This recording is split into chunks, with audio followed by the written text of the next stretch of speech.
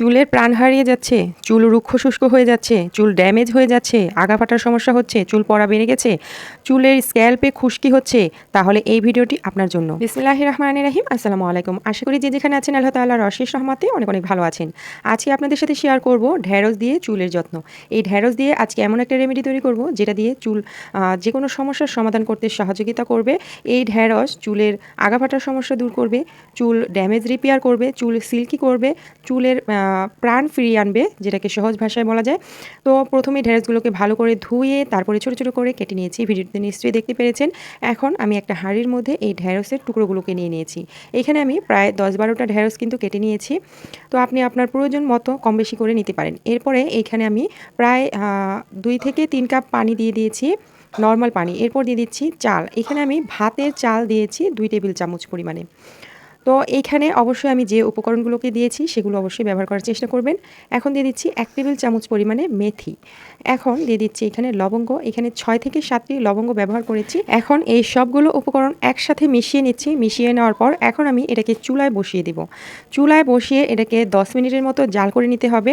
তো যখন এটা বলক চলে আসবে তখন আপনাদের দেখাচ্ছি। এটা যখন বলক চলে আসে এর মধ্যে তখন কিন্তু এই যে ঢ্যাঁড়সের মধ্য থেকে একটা পিচ্ছিল পদার্থ বের হয়। এগুলো আমাদের চুলকে প্রাকৃতিকভাবে সুন্দর করতে সাহায্য করবে, চুলকে স্ট্রেট করবে, চুল সিল্কি করবে। চুল অনেক সময় দেখা যায় অনেকের চুল একদম উড়ো উড়ো ভাব হয়ে থাকে, সেটা কিন্তু দূর করতে সাহায্য করবে। তো যাই হোক, এটাকে আমি 10 মিনিটের মতো জাল করে নেব, চুলার আঁচটাকে একটু কমিয়ে রেখে। তো এরপরে হচ্ছে চুলা থেকে নামিয়ে ঠান্ডা করে নেব। ঠান্ডা করার পর আমি একটা ব্লেন্ডার জাগের মধ্যে নিয়ে নিচ্ছি। আপনারা চাইলে এই পর্যায়ে একটা পাতলা কাপড় দিয়ে ছেঁকে এর মধ্যে থাকা যে জেলটা বের হয়েছে সেটা চুলে ব্যবহার করতে পারেন। তো আমি এই সবগুলো উপকরণ একদম পেস্ট করে নেব, এই ব্লেন্ডার জাগের মধ্যে নিয়ে ব্লেন্ড করে নিয়েছি। তো দেখতেই পাচ্ছেন মিহি একটা পেস্ট হয়েছে, জাস্ট কয়েক সেকেন্ড ব্লেন্ড করলেই কিন্তু এটা হয়ে যায়। তো এইরকম একটা স্মুথ পেস্ট তৈরি করতে হবে। এখন আমি এটাকে একটা বাটিতে ঢেলে নেব।